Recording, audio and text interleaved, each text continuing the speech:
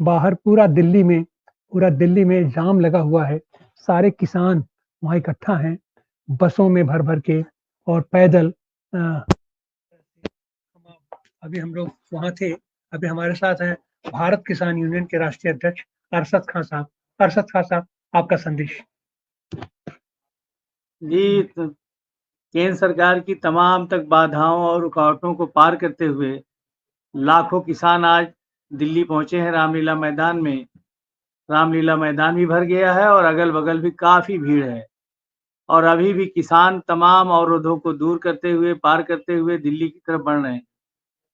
भारत किसान यूनियन के लोग भी बड़ी तादाद में शामिल हैं और आदरणीय अ, हमारे डॉक्टर सुनीलम साहब हैं और राकेश टिकैत जी हैं और पूरे तमाम नेता भी आए हुए हैं और इंशाअल्लाह ताला ये निर्णायक लड़ाई लड़ी जा रही है। केंद्र सरकार को किसानों की बात माननी पड़ेगी, एमएसपी लागू करनी पड़ेगी और जो भी किसानों की समस्याएँ उसे हल करना पड़ेगा और नहीं तो आर-पार की लड़ाई होगी, संघर्ष जारी रहेगा और किसान आने वाले लोकसभा चुनाव में भारतीय जनता पार्टी की केंद्र शासित प्रदेश को सरकार को मुँहतोड़ जवाब देंगे और सरकार को हटाने का काम करेंगे।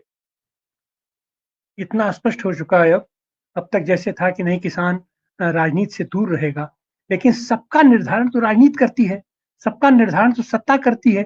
जब तक राजनीति में हमारी सशक्त भागीदारी नहीं होगी, दावेदारी नहीं होगी, हम देश की सत्ता को प्रभावित नहीं कर पाएंगे, संसदीय राजनीति को प्रभावित नहीं कर पाएंगे, तब तक हमारी बात कौन सुनेगा। तो इस बार किसानों ने आर पार की लड़ाई शुरू किया है। 13 महीने लगातार हमारा आंदोलन चला और उसके चलते ये केंद्र सरकार आकर के हमसे समझौता भी की, लेकिन उस समझौते से भी हमको मिला क्या? हमारे साथ केवल छल किया गया, हमारे साथ धोखा किया गया। जो चीजें उस समय तय हो गई थी, वह चीज भी इन लोगों ने माना नहीं। आज तक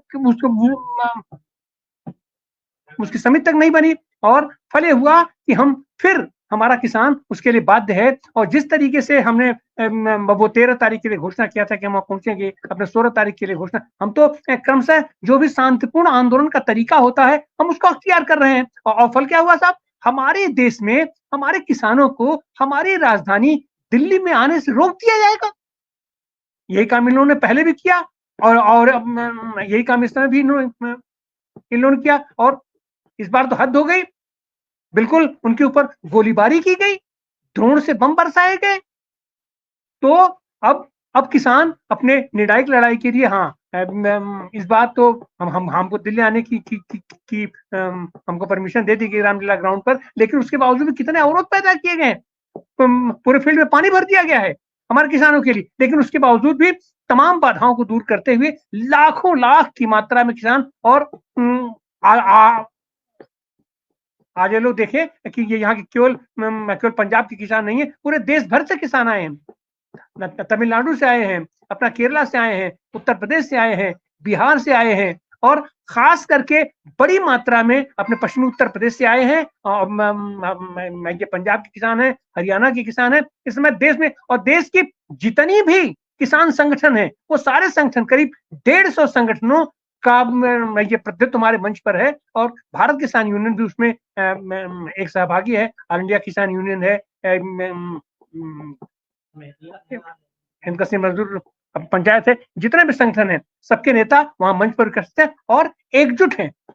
इस सरकार ने हमारे किसान आंदोलन को भी तोड़ने की भरसक कोशिश की है, लेकिन उनकी सारे प्रयास उनके जो निष्प्रभावी हो गए हैं और सारे किसान नेता, सारा किसान संगठन एकजुट होकर के, और अब तो यह स्पष्ट हो गया है कि यह सरकार जब तक हम नहीं बदल देंगे, जब तक हम अपनी सरकार नहीं बनाएंगे, जब तक हम सही माने में किसान प्रतिनिधियों को संसद में नहीं भेजेंगे, तब तक हमारी बात नहीं हो पाएगी। और वो इस बार होने जा रहा है। अच्छी बात यह है कि वो बात इस बार होने जा रहा है और राजनीतिक दलों से अपेक्षा तो करनी पड़ेगी, लेकिन हम अपनी बातों के लिए जो भी हमारा वहां पर वो प्रस्ताव पारित कराए गए हैं, उन प्रस्तावों के तहत उन प्रस्तावों को सारे राजनीतिक दलों को अपने घोषणा पत्र में शामिल करना होगा। और उसमें मुख्य रूप से हमारा यह है, जो कि स्वामीनाथन साहब ने अपनी रिपोर्ट दिया था, और उस स्वामीनाथन को आपने भारत रत्न देकर के बेवकूफ बनाते हो।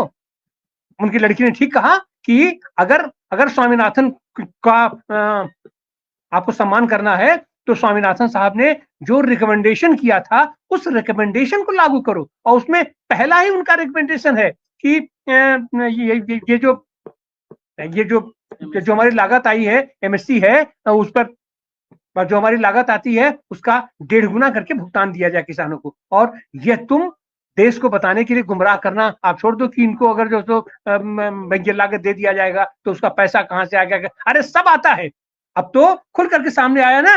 देश का पैसा तमाम पूंजीपतियों को आप दे रहे हो, आपके तमाम मित्र लोग लेकर के भाग गए और जो लोग यहाँ हैं भी उनको आपने देश का पैसा उनको दे करके फिर आप उनको राइट ऑफ करते हो। और उनको राइट ऑफ कैसे करते हो? तो उन्हीं से पैसा लेकर के अपने यहाँ जो इलेक्शन बॉन्ड में आप ले लेते हो, पीएम केयर फंड में ले लेते हो। तो यह तो खुलेआम धांधली है, खुलेआम बेईमानी है, जनता के पैसे पर डकैती है। और इसी बात को लेकर के आज दिल्ली के रामलीला ग्राउंड में तमाम किसान संगठन, सारे किसान नेता और देश का जो मजबूत किसान आंदोलन खड़ा हुआ है। इसके पहले तो आपने देखा था कि केवल ये मजदूरों का आंदोलन होता था, लेकिन इस बार किसान और मजदूर दोनों एक साथ एकजुट होकर के एक मंच से आह्वान किए हैं देश के पूरे जनता का। क्योंकि देश में यह सरकार बनाने का काम तो हमारा किसान करता है, हमारा मजदूर करता है। देश का 90%, 99% आबादी किसान और किसानी से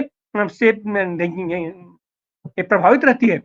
लुटेरे कितने हैं? लुटेरे 1% है, लेकिन उन लुटेरों के पक्ष में तुम खड़े हो जा रहे हो इसलिए कि वो आपको पैसा देते हैं, आपके साथ दलाली करते हैं। लेकिन वो पैसा किसका देते हैं? हमारा ही पैसा तुम लेकर के उनको दे करके और उनके माध्यम से तुम अपनी तिजोरी भरते हो, अपने खजाने भरते हो। तो यह आज का यह रैली, आज का यह महापंचायत अपने आप में निर्णायक है। और यह निर्णायक दौर तब तक चलेगा जब तक आने वाले दिनों में होने वाले चुनाव की घोषणा हम उम्मीद करते हैं कि आजकल में हो जाएगा। लेकिन इन लोगों ने उसके लिए भी तमाम छल छद्म का अपना इन्होंने रास्ता तय किया है। चुनाव आयोग को ही, जो जिस संस्था को यह चुनाव संचालित कराना है, अब ये उस संस्था को ही हस्तगत कर लेना चाहते हैं। और उसके चलते जो 3 चुनाव आयुक्त होते हैं उसमें अपने अपने नुमाइंदे, अपने लोगों को, जिस तरीके से हम लोगों ने अभी देखा चंडीगढ़ में अपने कि किस तरीके से धांधली करके वहां पर जो मेयर निर्वाचित कराने का काम किया, तो ऐसे ही ये तमाम धांधलियां कर रहे हैं। लेकिन उस धांधली में भी भारत के भी न्याय प्रणाली में, न्याय व्यवस्था में हमें हमको विश्वास करना पड़ेगा। और हमको विश्वास करना पड़ेगा उसमें। और उसके तहत जो भी परिस्थितियां आ रही हैं, किसान इस बार अंतिम समय तक, किसान इस समय निर्णायक दौर में है। और हमको हर हाल में इस संस्था को, इस सरकार को, कारपोरेट पूंजीपरस्त सरकार को हमें इनको हटाना ही होगा। और आज उसको हटाने के लिए आज के इस महापंचायत में ये संकल्प भी लिया गया है। और उसके साथ साथ ये भी है कि जो भी हमारी मांग है, जो आज प्रस्ताव पारित हुआ है, उन प्रस्तावों के आधार पर सारे राजनीतिक दलों को घोषणा करनी पड़ेगी कि हम किसानों के पक्ष में हैं। जो हमारी मांगे हैं किसानों का, हम उसको करेंगे। और अगर उनकी सरकार बनती है तो फिर इसको प्राथमिकता के आधार पर इसको लेना पड़ेगा, जिससे ये कारपोरेट पूंजीवाद पर सरकार